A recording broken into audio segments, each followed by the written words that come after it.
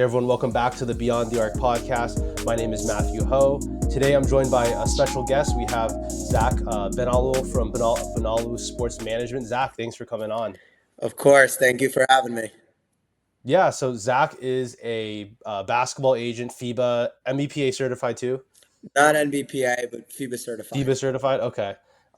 Yeah, and he's 20 years old, has clients from, Quinn Cook. Who are some of the other guys that you've had? You Shabazz have had? Muhammad. Hmm. Done work with DeMarcus Cousins, Sullinger, Trey Burke, um, Hassan Whiteside, Brandon Knight. So a lot of former NBA guys that, everybody pretty much in our generation grew up watching. So, yeah. Yeah, definitely. Yeah, definitely think everyone who's listening, I mean, pretty diehard basketball audience, so definitely gonna Yeah. know who those names are for sure. But yeah, no, I wanted to bring you on to talk about your story because you started doing this and getting in this industry when you were 15 years old. Yeah. Now you're 20 years old at the University of Arizona, studying business there. Correct. Correct. Business Yeah. management. But yeah, let's just start from the beginning, man. Like, what made you want to become an agent at 15? So honestly, it's crazy because I was on a phone call with one of my childhood friends from middle school. And it sounds insane, but since I was like 12, 13 years old, I was always saying, this is what I wanted to do. This is what I wanted to do. And, next thing you know, I had this bar mitzvah tutor, Daniel Hazan. He's an agent as well. We're almost like competition now, believe it or not. But he's my guy. Much respect for him. We do some business together, so no problem with him at all. Anyway, so he he was my bar mitzvah tutor. He kind of started when he was young too. He started at like 22, certainly not 15, but he started at 22. Kind of, ended up building up his ranks with his NBA guys and whatnot. But next thing you know, I pretty much started a social media page when I was 15 years old. Um, and, I made a post. You could go, my friend and I were talking about it today. Made a post, saying, hey, my name's Zachary Benalloul, 15-year-old kid from New York City with the dream of becoming an NBA agent, XYZ. Um, Made that post. Uh, at the beginning, it was a friend of mine and he and I kind of, we had our moment and we don't really talk anymore, but he helped me jumpstart it. Then I really started doing my thing on my own. People used to laugh at me, kind of like, almost like think I'm like a joke or something. You know what I mean? Like, what 15-year-old is doing this? And then I was like so undercover to the point where I was 15, 16 years old, just talking to guys who were like in the worst position of their career possible. Um, Basically, guys who, you know, played like Division 3 or NAIA or, just not the highest levels of basketball, but really wanted to play overseas. So I would find these guys, start sending them to like the cruddiest leagues in the world and leagues that actually do get guys opportunities. So I'm not gonna talk bad about it or knock it or anything, but they're not the highest level leagues to tell you the truth. So I would send these guys to anywhere from El Salvador to Dominican Republic, where we still do send guys, and for summer leagues and whatnot. But send guys there. I would send guys to like Macedonia and Armenia and like places where they would make, $1,000, $1,500 a month. You know what I mean? Just to get their foot in the door, get that film, get to be seen and kind of get to go somewhere else. So, kind of from that, we really built up. Started doing some stuff with Big Baby Glenn Davis, who had played in Canada most recently when we signed him, and then we ended up helping him get the Big Three, and pretty much we've helped a lot of former NBA guys. When I really started, I was going for guys who were like 38, 39, anybody who would just get on a phone call. You know what I mean? And now, we've built up such a huge like regime of former NBA players and former EuroLeague players and even former Euro Cup players who, you know, just want to continue playing overseas and we've really built something good and we've really represented guys well, both on and off the court. Just helping them with their basic stuff day to day, making sure they have a trainer when they're home, making sure they don't get out of shape, kind of just helping them with all of their needs. So, you know, I think, we're doing a tremendous job. Our agency's building. We have, 6 members of our agency working every day for our agency, which I think is something great.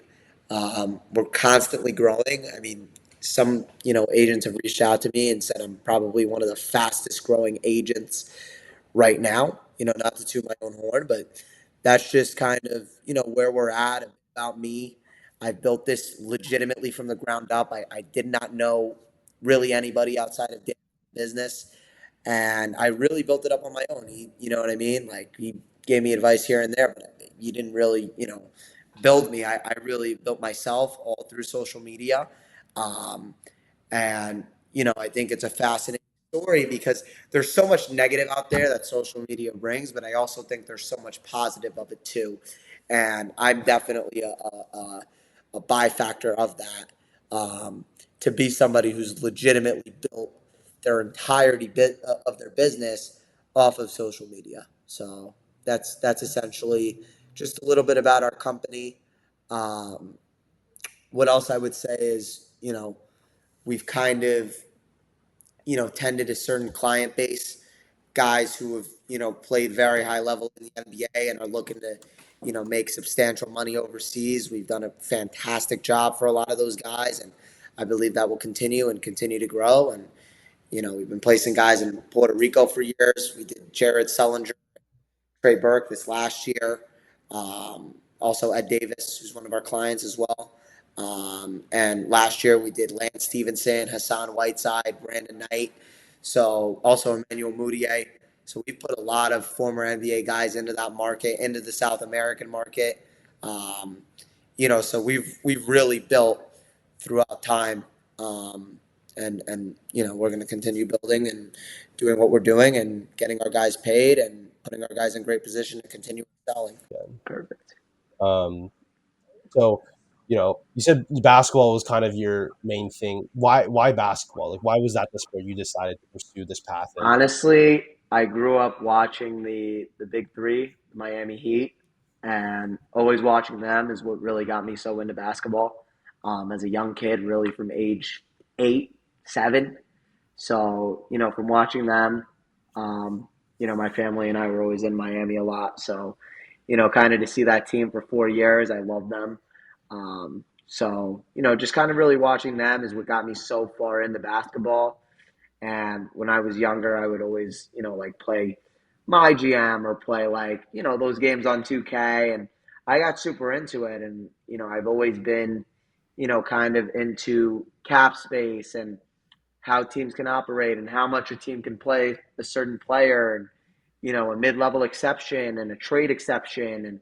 And, I've always been very into that. And I know I don't want to get boring. I don't want to get into numbers because nobody wants to hear numbers, so or as I would say, words talk and numbers scream.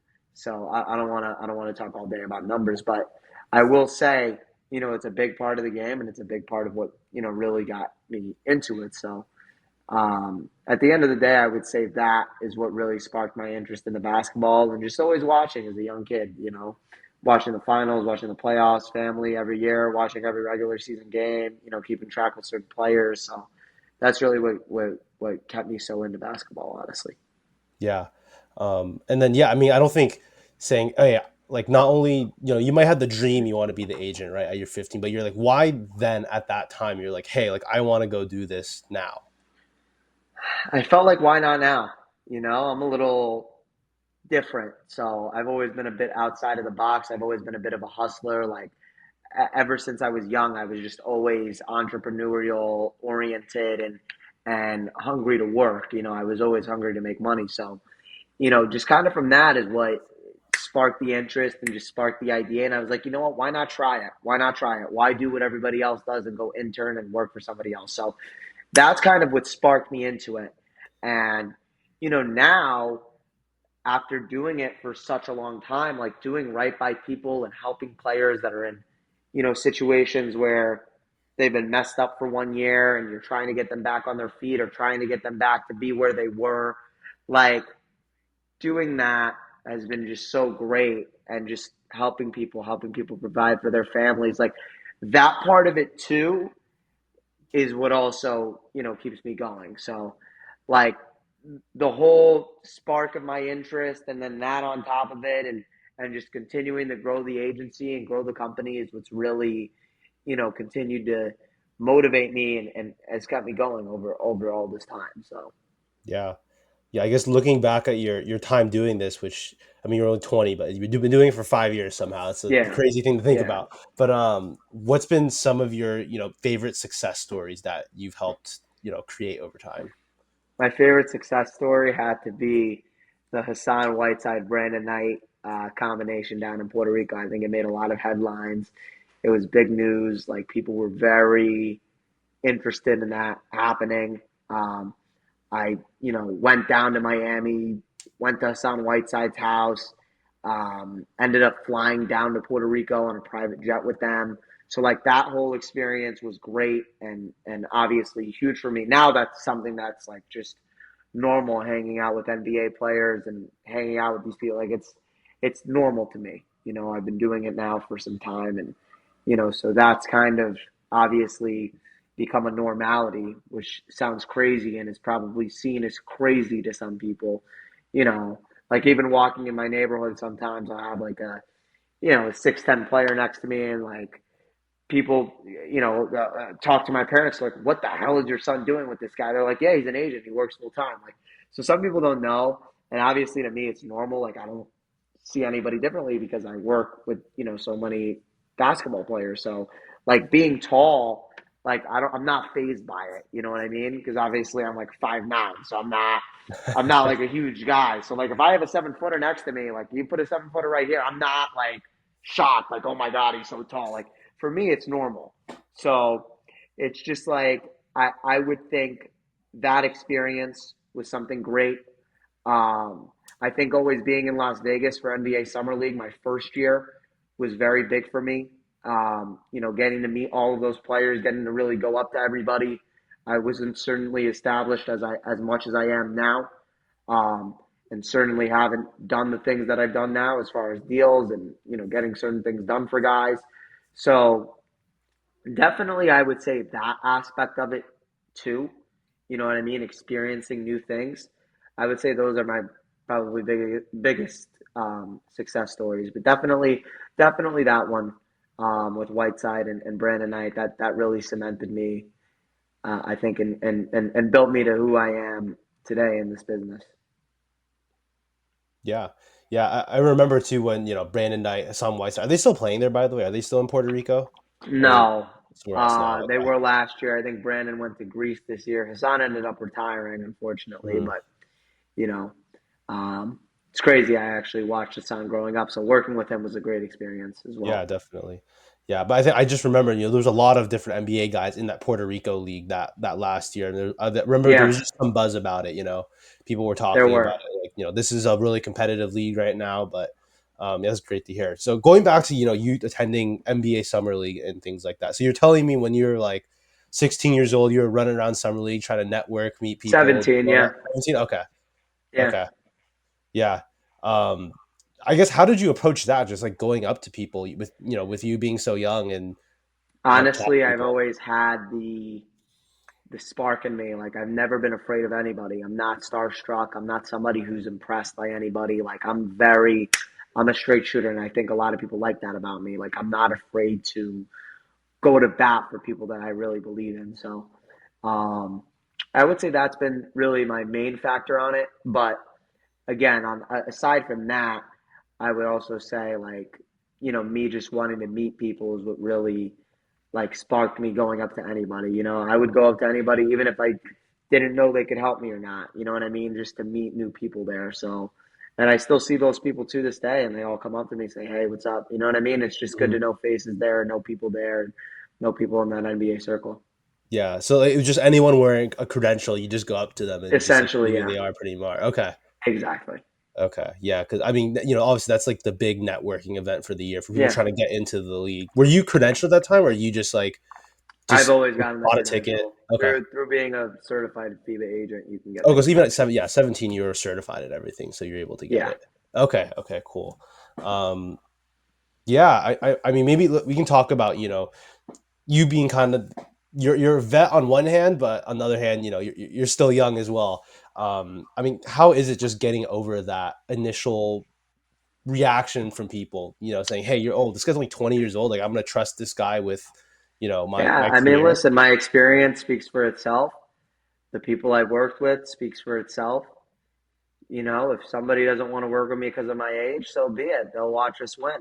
You know what I mean? It's that simple, and we're doing a remarkable job for a lot of guys, and that will continue because our group really works hard. Our group is really honest. That's kind of what we're a very simple agency. We keep it very Mm-hmm. simple. We keep things honest. We work hard.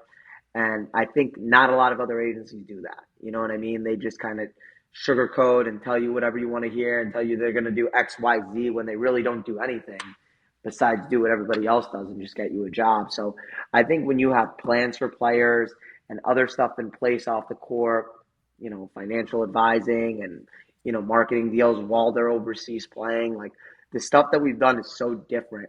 I think from a lot of other agencies, which is what's really helping us stand out right now, regardless of my age, because my work's been speaking for itself. Player tells me what they want, we deliver on it. That's it. There's not really much else to talk about. It's business when Mm-hmm. it comes down to it. Yeah. So you guys are truly like a full service agency in terms Full of just, service, yeah, okay. completely. Okay. Completely. Yeah. And I Yeah. feel Oh, mhm. the personability of it too. You know what I mean? Whenever we're in a city, whether it be me, my partner Marlon, my other partner Zach, we'll always go grab dinner with a client. Doesn't matter when we're there, you know what I mean? If we're there and we know he's living, like, we do that. You know what I mean? We're always going the extra step to make sure our clients know we're there for them, we care for them, and we're really going to work for them. And I think that's important. And I think a lot of agencies nowadays, even the bigger agencies, I think they've lost that touch of that relationship with their client. So Mhm. Yeah. yeah, Um, yeah, I wanted to talk maybe a little bit. I know this is not necessarily your niche as an agent, but there's a whole thing right now, NIL representation, right, at the yes, college level. There's a lot of agencies that, come out and say, hey, we're doing NIL representation when, in reality, it's not necessarily that. It's more, you're just kind of getting your foot in the door early. I mean, what are your thoughts on that part of that side of the business right now that's emerging? the NIL, I think it's great. I think it's great that college athletes finally get to get paid their worth. I think for years, guys have been almost cheated. You know what I mean? Like, you have guys who brought so much to so many different universities and so much to their basketball programs, and they've just, you know what I mean? That their worth's gone unnoticed, and there's no value in that. So, like, I think it's great that finally, these guys are getting compensated and they're able to make money before they go pro. I think it's tremendous, Yeah. honestly. Do you think it's necessary for players to have that representation Absolutely. nowadays for even at the college level? Yeah. Well, I feel some guys can do it themselves if they have a good circle around them, but I certainly think it is necessary if your representation is obviously working to bring you those opportunities and has those connections. Yeah, Hmm. yeah, Okay. No, I just want to ask about that because obviously it's a college sports right now is changing. It's crazy right now. So just yeah, want to get yeah. your quick thoughts on that. But yeah, going back to, kind of what you've done, in your career so far. So maybe we can start at the beginning. Like, how do you even get in contact, with these leagues saying like, hey, I got, this player that I'm representing, how do you get this guy a job? Like, how does that Honestly, work? when I was younger, it sounds very simple.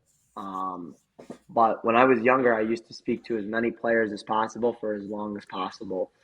And they taught me the ways to figure it out. Hit up this GM, hit up this GM, hit up this person, hit up that person. Because at the end of the day, you know, once a guy believes in you, he's going to tell you what to do. You know what I mean? Hmm. So reach out to this person, reach out to such and such.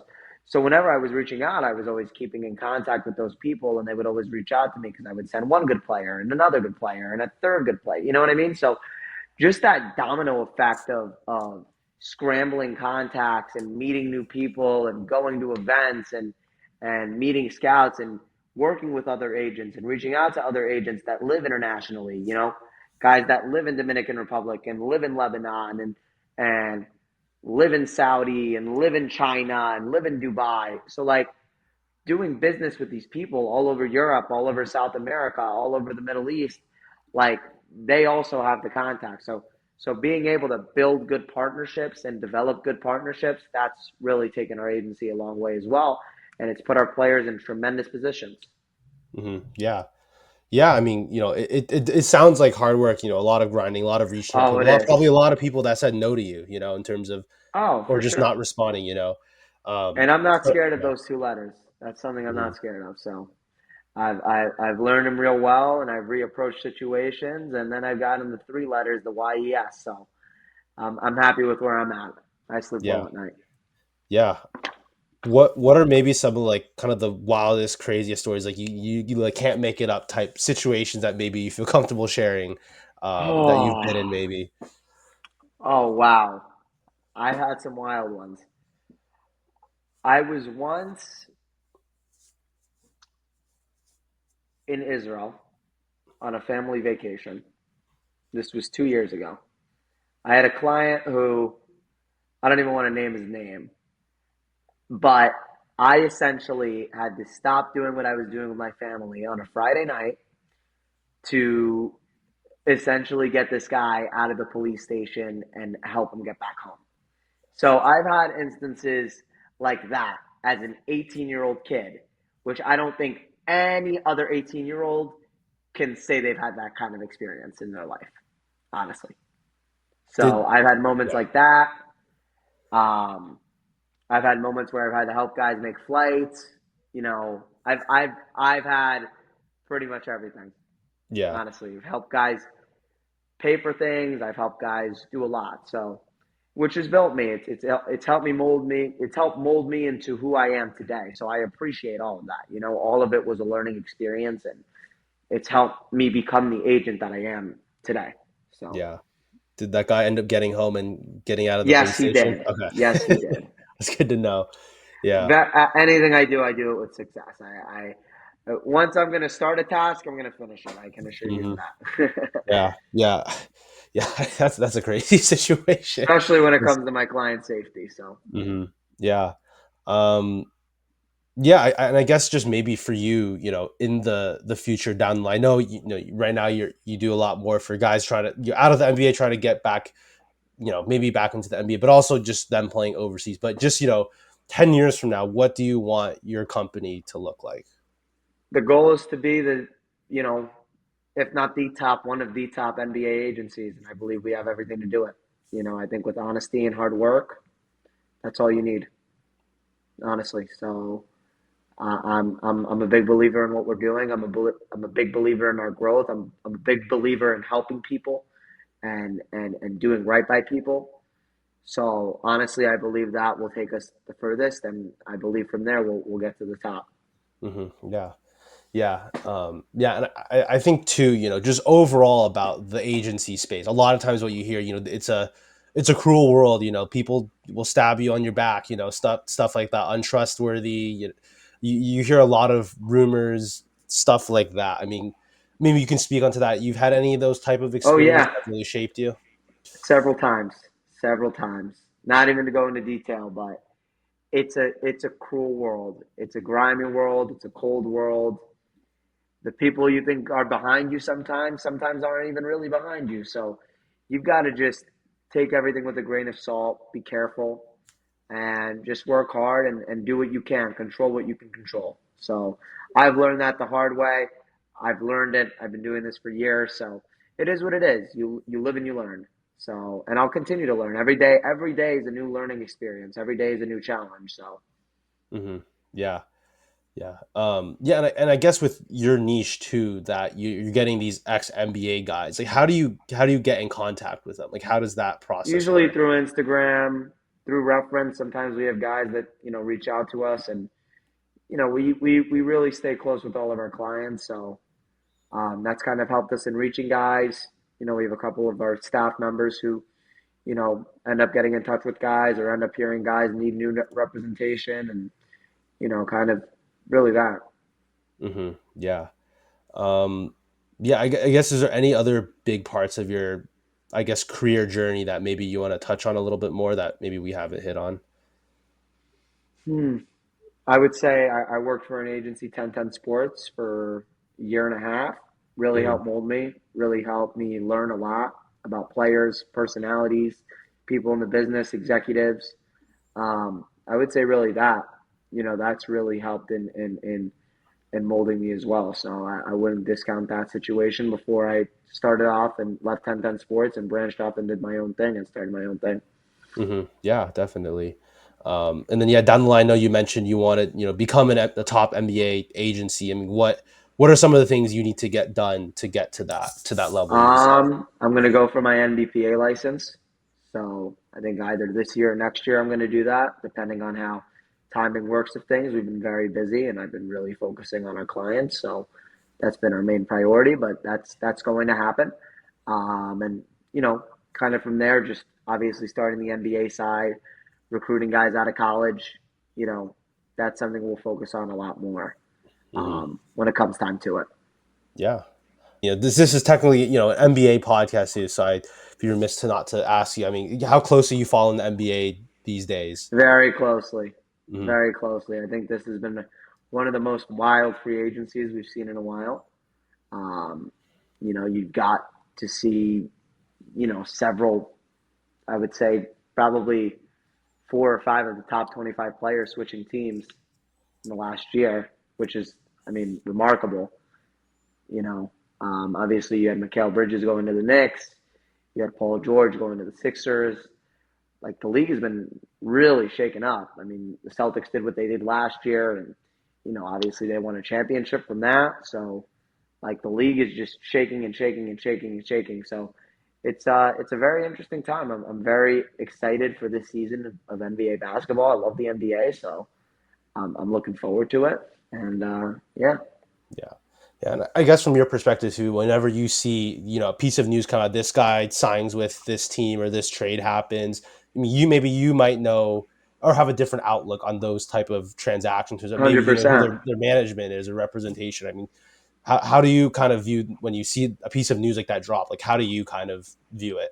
Maybe differently than like a normal I fan would. mean, it moves off another guy, so it always inadvertently it impacts us or one of our guys getting in. You know what I mean? In the NBA circle or the overseas circle. So as surprising it is, every move in the NBA almost impacts every move overseas.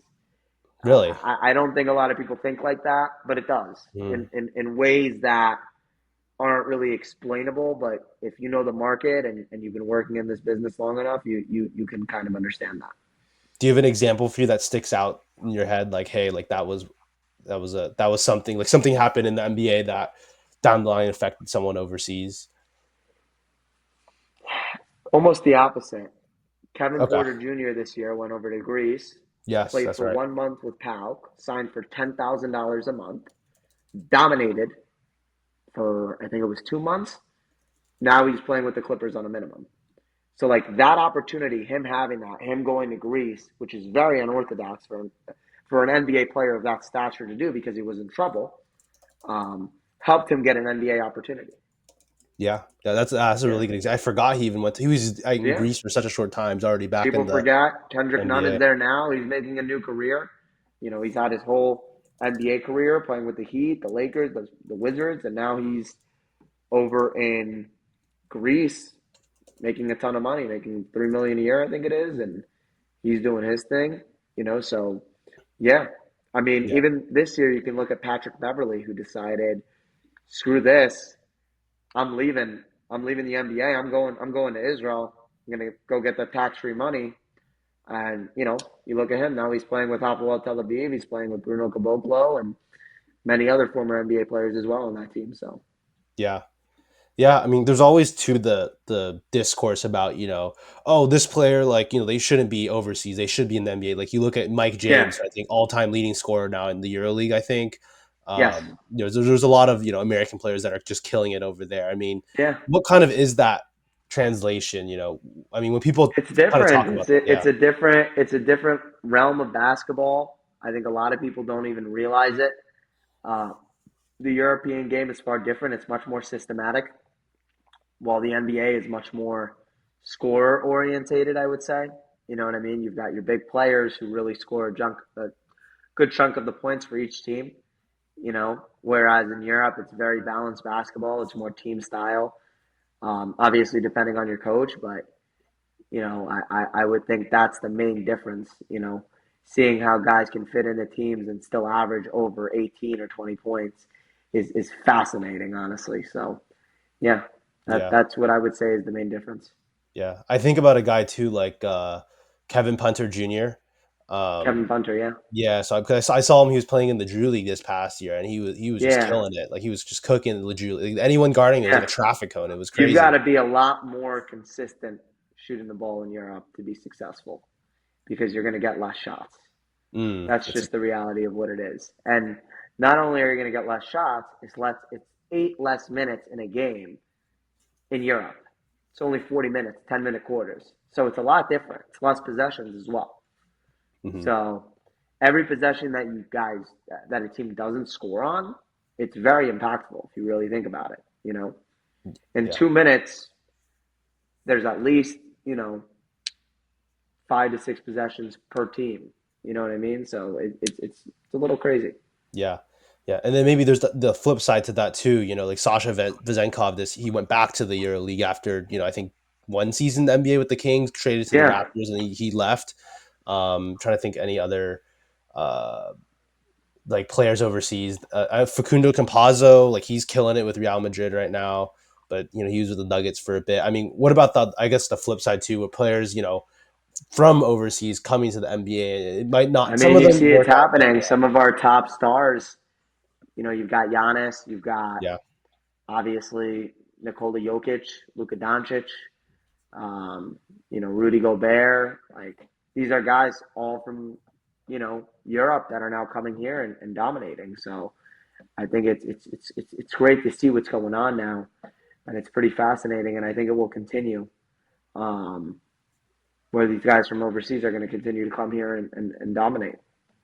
yeah, yeah. I mean, and you hear too from like a draft scouting perspective, and people who are really scouting deep into classes that are a lot younger, like apparently in France there's I mean Alex Sarr this past year, high lottery pick Victor Wembanyama, Ricochet, Ricochet, yeah, Ricochet, Bilal Koulibaly, a lot of players from France in particular that are coming out. Do you think at some point maybe it's going to be, you look at the NBA draft and it's going to be a more even split of like college to the players developed overseas at some point?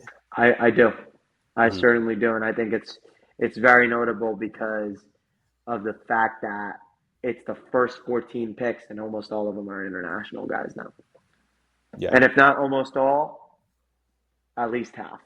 Hmm. Yeah. Yeah. Definitely. Yeah, I don't think I have anything else I wanted to ask. I think we're good. Any last thoughts about your career? Any I appreciate you interesting? for Okay. having me. Hmm. Anybody out there listening, believe in yourself, believe in your dreams, even when others don't. Go for it, whatever you want to do. Anything is possible, and the sky's the limit. Yeah. That's what I'll leave us with. There you go. That's a good way to end it. Thank you everyone for listening to this episode. Make sure to follow us on Twitter at Beyond the Arc 8. Zach, let people know where to find you on social media as For well. sure. At Zac Benalloul on Instagram. It's my name. I'm not sure if you can see it on here or not. Benalloul Sports Management is our other page's Instagram. Um, that's our real Instagram. That's our, business's Instagram. So, um, on top of that, I mean, you can reach me on Instagram. You can find me on YouTube, Benalloul Sports Management. Same thing on X or Twitter. So we're all over. You look up my last name, you're gonna find me somehow. Yep. All right. Sounds good. Yeah. Thanks, Zach, for joining.